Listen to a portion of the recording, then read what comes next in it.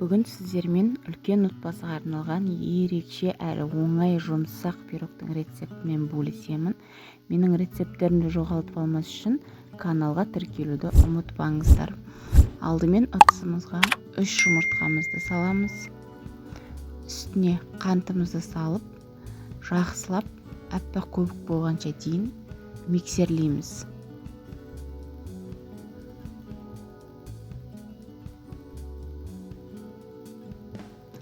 Енді үстіне сүтімізді құямыз, сұйық майымызды құямыз, тағы да бір рет жақсылап миксерлейміз.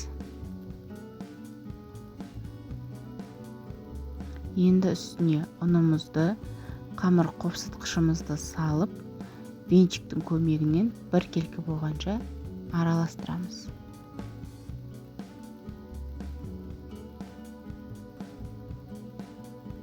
Мінекей осындай сұйықтықта масса дайын болды. Енді начинкасын дайындаймыз. Мен үй творогын алдым. Үстіне қант ұнтағын саламыз. Бір жұмыртқамызды саламыз. Жақсылап блендердің көмегімен езіп аламыз.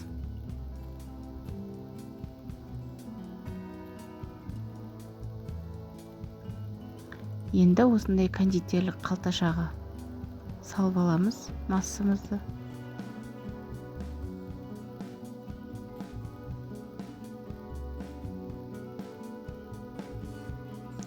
Тестімізді формаға құямыз.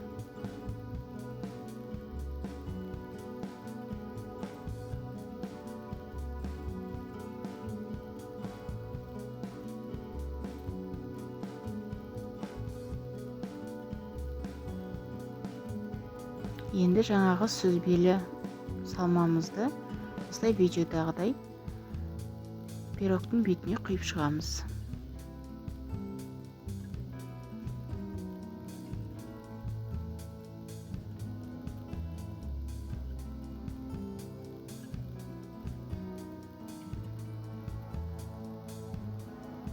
Қызып тұрған пеште 35-40 минут пісіреміз.